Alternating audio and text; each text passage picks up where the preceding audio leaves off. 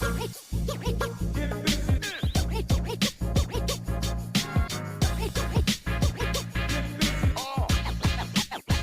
get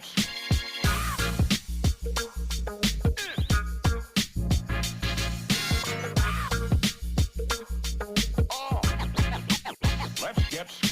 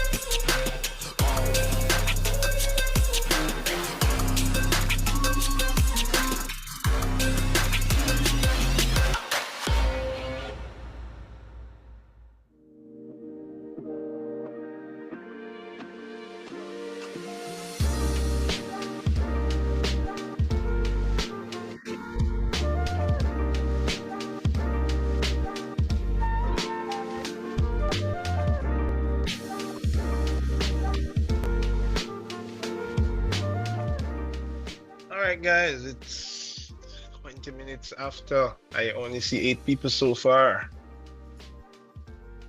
I'm here waiting. Miss Spence, how you doing? Sir, we have crit tomorrow. That's why it turned out kind of low right now. Yeah, man, I know, man. Remember, you, you see this thing I'm holding here? Do you know what I'm holding? Nothing. No, it's a contract, and on this contract it said, I see here, hereby the lecturer have made a deal which says that we will have a very short class today. We'll just do the lecture, and I will waive the right for the class activity that we had the last class. But all students must attend a lecture on Monday, which will be a pretty short lecture. Do you see this contract, or is it because it's invisible? So, sir, we had a class activity We had the Saturday. right, but I said, you guys working on your thing for tomorrow. So I say, all right, then, no problem. You can do the activity later. But at Okay. least let's meet for a little today because, and we usually I would postpone the class activity from Saturday to today. But I said, no, what? Because it's the day before crit. So I say, all right, no activity Friday. Sorry, no activity Saturday. No activity today. But at least let's get through the lecture.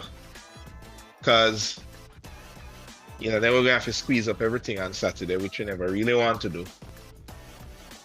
So I would say that any are you in studio now?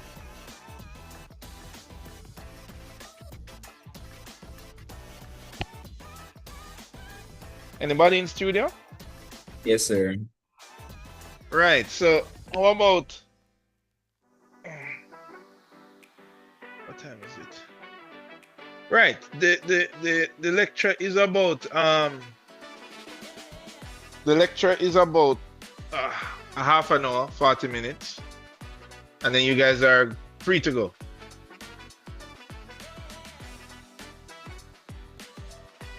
Okay, sir. Right. Remember,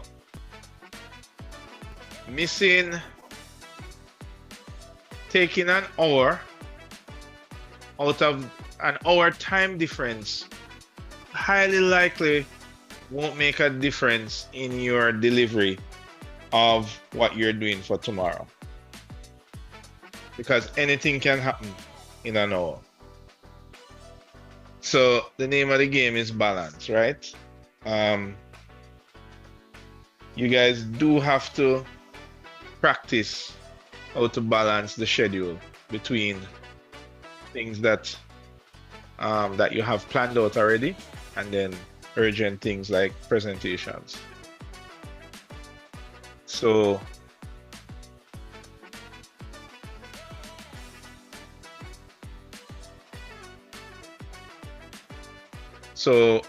we're going to go through the lecture pretty quickly and then you guys are free to go. We won't have any class activity today and we can follow up on it next class, but it at least needs to be in your head. All right, so let's go because time is we're already 20 odd minutes out.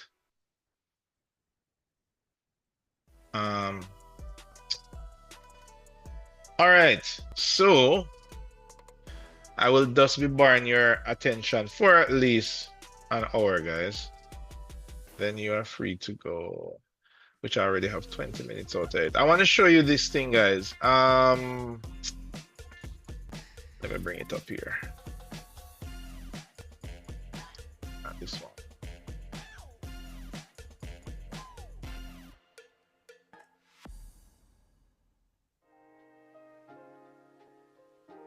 Okay, here we go. All right, you guys can see the screen and everything?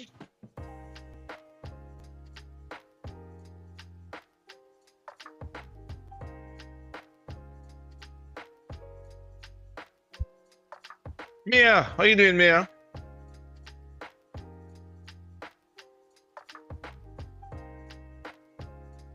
Honestly, extremely tired, and I I haven't can had the imagine. time. I can imagine. Hold on.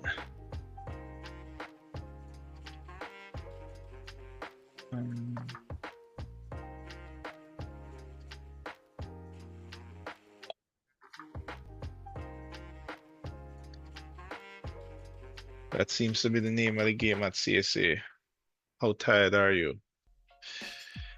All right, guys, I have this thing here showing you. This is a document, right?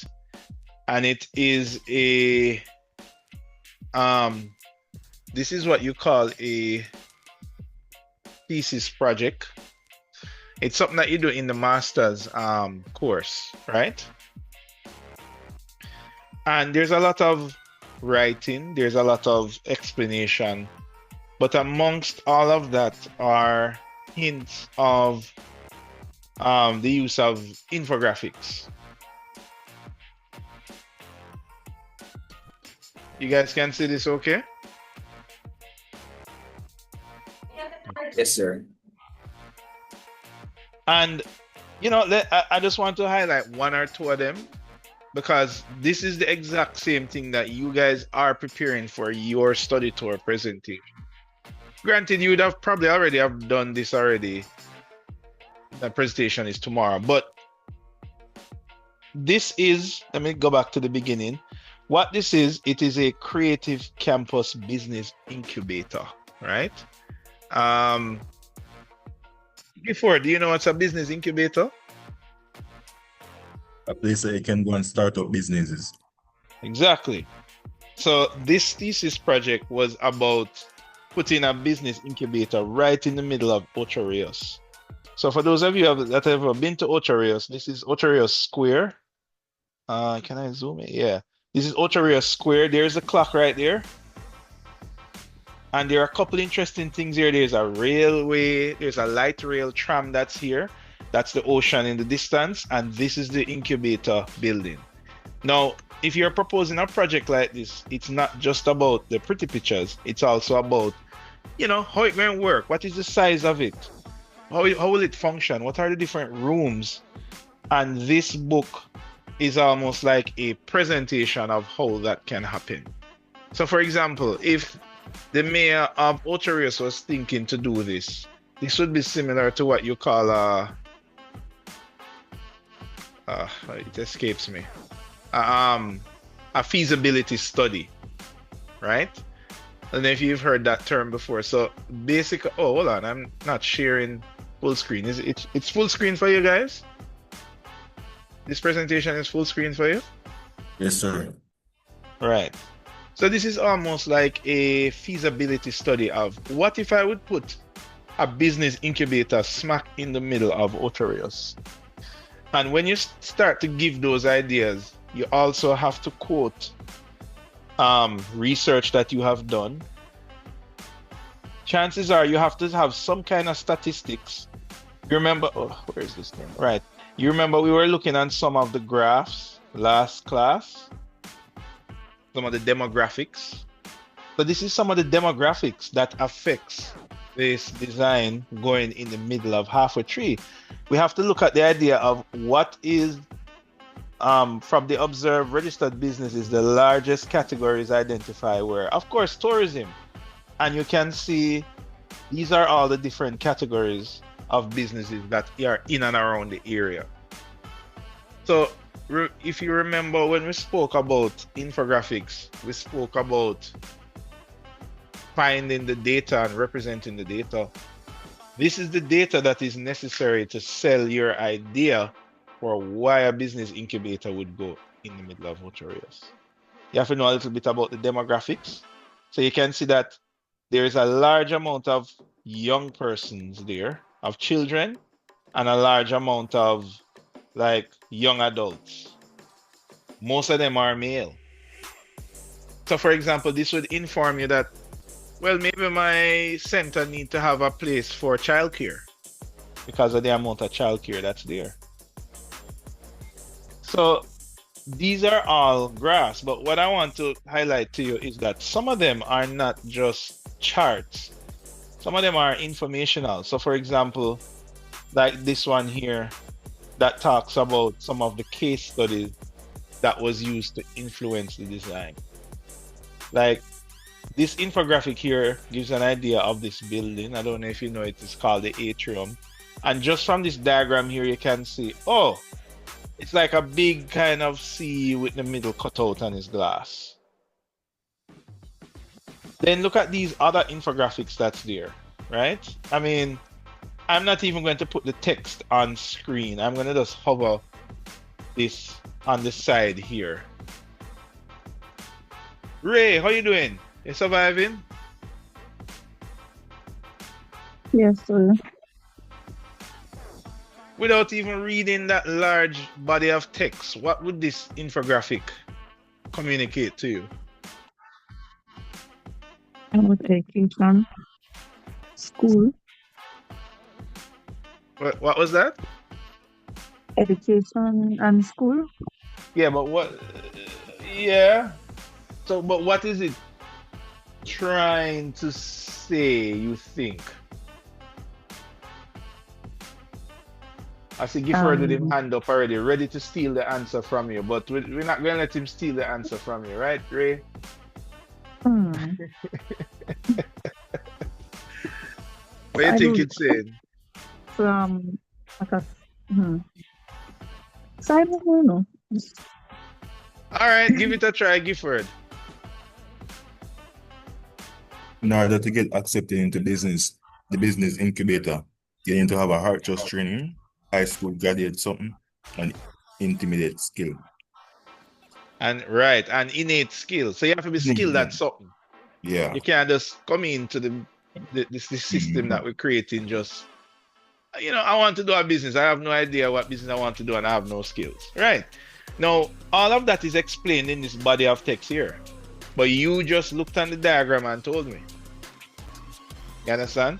So I just wanted to highlight some of the uses of infographics in, hold on. It's jumping around.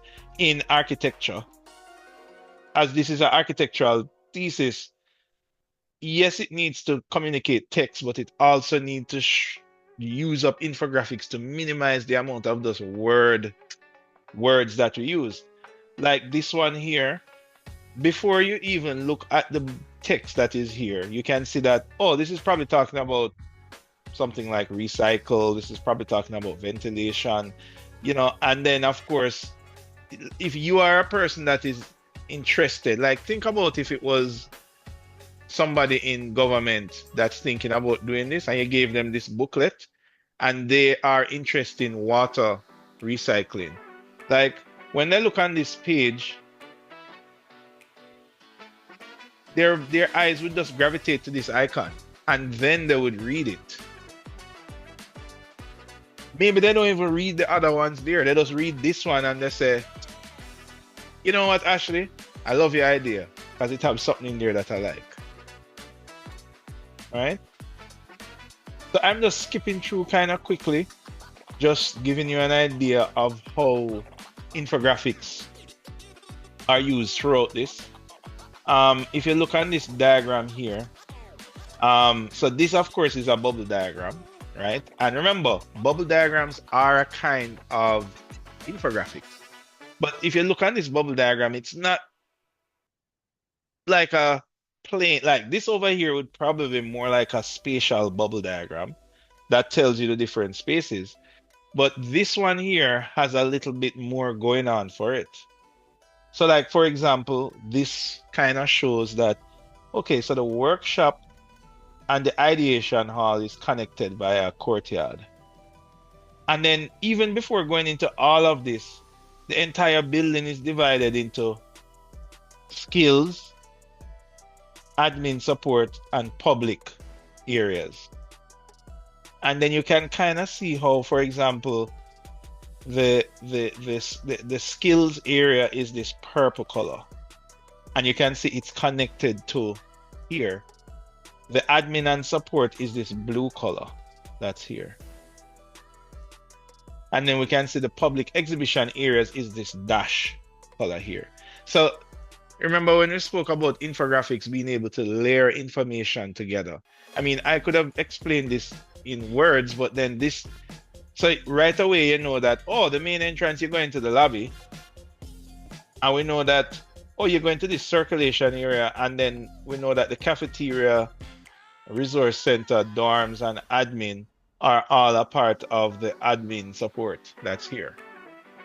So this is an example of an infographic, but you are creating a kind of hybrid of a bubble diagram, right? And then we have more infographic here, right? This one is talking about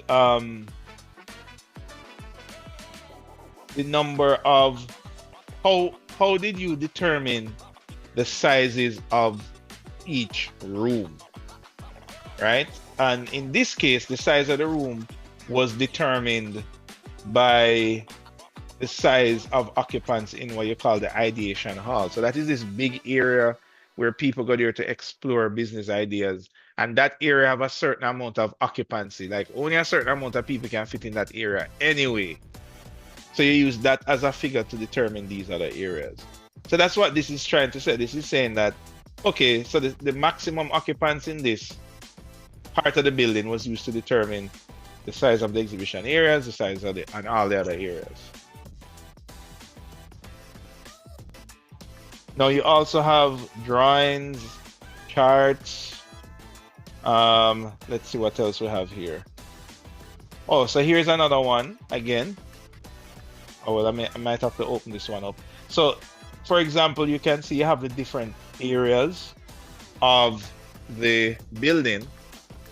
And remember how we spoke about the shape of the infographic. So, for example, these shapes here kind of correspond with the shape of the actual building. So you can follow, you know, you have one, you have these areas here, two, they're kind of grouped together. So it's telling you that, okay, the skills area is connected to the admin support, and then that is connected to the public area. And then in 3, we can see how it comes together in the rough shape of the building. So there's this big circle in between that is split between the support areas. Then it's talking about how the envelope of the building was developed, how the center of the building rise up, and then there were cutouts amongst the building to get natural light and to get views into the building, right? So partially open to reveal inner works, because the idea is that you want people, and it's in the center of Ocho Rios, so you have people going about their business, but they still have this large open area where you can say, yo, look at all these people coming up with business ideas, and it's supposed to be like a motivational, a window that provides motivation to the surrounding public. So these diagrams are kind of party diagrams, just like what we learned about in from first year. And so we have some more here. So we have an exploded view here. The main thing that you have to remember about an infographic is that it just needs to have information. So even though these are party diagrams, they're all connected together, and it is a form of infographics. So this shows you how all the building, the different areas in the building have come together. And then you can kind of see it's colored, so you can get an idea of when the building comes together, what it looked like. And then of course there's a final render of the building that's here. So come on. Right, so you can kind of see how the different diagrams kind of lead you down this path to how did I end up with this building? Well, first we did this, then we did this, then we did this, and then the ideation hall, you can see this dash line going here and say, oh, this is how we developed the ideation hall, which is this main area here, and then these are all the areas stacked around the ideation hall. right? This infographic here shows you the sizes of the different areas. So of course you can identify the ideation hall is purple, and that's pretty much the largest area in the building. And then you see all these other colors here. But in addition to that, there is also the raw information that's here. All right, guys. And then these are the actual drawings. I have this on the mirror board so we can go through it and look through the rest of this project. But I just wanted to show you this really quickly. I took a couple examples here of different ones. Let's see. Yes, we have some amount of diagrams in these other ones that's here, showing how you came across with the idea. So for example, here's another infographic here that talks about the research that went into. By the way, this one here is go back here. Center for Culture, Public Square, and this is that building that's right here. This is also in Ocho Rios. This was another project. If you remember, I showed you this one here. I gave you an example of this one. This is so perfect for expressing architectural ideas, right? Remember, we spoke about what makes a great place. This is another type of, it's the same type of chart that I showed you, but the theme is a little bit different. This one has more sketching and labeling, right? That's here. Pretty cool, guys. All right, so there was one more that was there. Hold on. Let me show you. Where did it go? Here. I think it was closer to the first page. Here we go. Right, so there are some more infographics here. This one was illustrating the idea of the incubator, about the concept that, you know, if you put the incubator in the middle of the town, basically this space here is surrounded by all of these support structures around it. So that's the idea that it's trying to get across. So what happens is that sometimes you can use infographics to get an idea across. Yes, the text is right here that explains it, but sometimes, as Gifford did when he kind of picked up that, oh, hold on, these are the people that are going to be accepted into this incubator program. Immediately, the infographic is supposed to give you the information that you need, right? And we see a lot of representation like this, where, you know, you have the incubator, and once you have some skills, you can just fit right in. All right, guys. Okay, so this is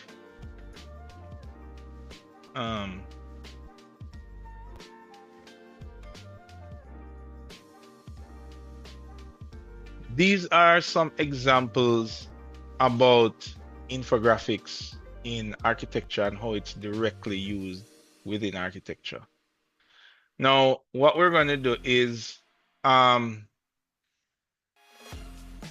in our next class, that's going to be on Saturday,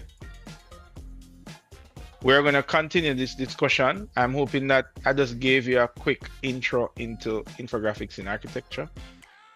We are going to dive in a little deeper, but I'm going to hold my side of the bargain, which was that we're going to just do a quick kind of introduction to how infographics is used in architecture. And then on Saturday, when we meet now, we will dive into some examples of how it's used, because it's pretty cool. It is pretty cool, and I want you guys to learn how to do those kind of graphics. All right. Okay, guys. So that is going to be it for the quick class. Let me see. What time is the presentation tomorrow? Is that 2?